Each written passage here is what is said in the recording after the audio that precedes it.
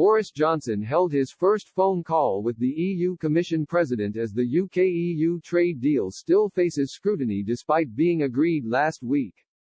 MPs in Britain will vote on the deal in a special sitting of Parliament called for Wednesday. It is likely to pass through both houses, with Labour ordering its MPs to vote for the thin treaty because the only other option is a chaotic departure without a trade deal.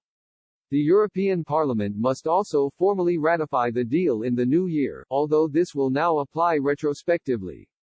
The agreement came as ministers stepped up calls for businesses and individuals to prepare for the new procedures that will apply in just 4 days' time, regardless of the agreement. Mr. Michel tweeted, "Call with at Boris Johnson. Discussed the flag of European Union flag of United Kingdom fair and balanced agreement still under scrutiny by at EU Council and at Europarl_N. Looking forward to cooperate on COVID, a possible treaty on pandemics, climate ahead of COP26 and foreign policy issues as allies sharing common values."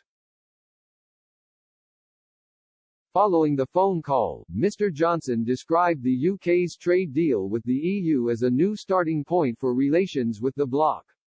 The Prime Minister said on Twitter, "Just spoken with at UKO President Charles Michel. I welcomed the importance of the UK-EU agreement as a new starting point for our relationship between sovereign equals. We looked forward to the formal ratification of the agreement and to working together on shared priorities, such as tackling climate change." The call between the two leaders came after EU ambassadors had given provisional approval for the trade deal between London and Brussels to be implemented from January 1.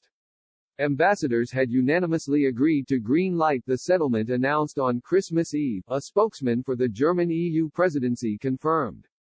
The spokesman said, "EU ambassadors have unanimously approved the provisional application of the EU-UK Trade and Cooperation Agreement as of January 1, 2021. This latest development now clears the way for a deal which allows for the continued tariff-free trade with the EU single market to come into effect when the Brexit transition period comes to an end on Thursday."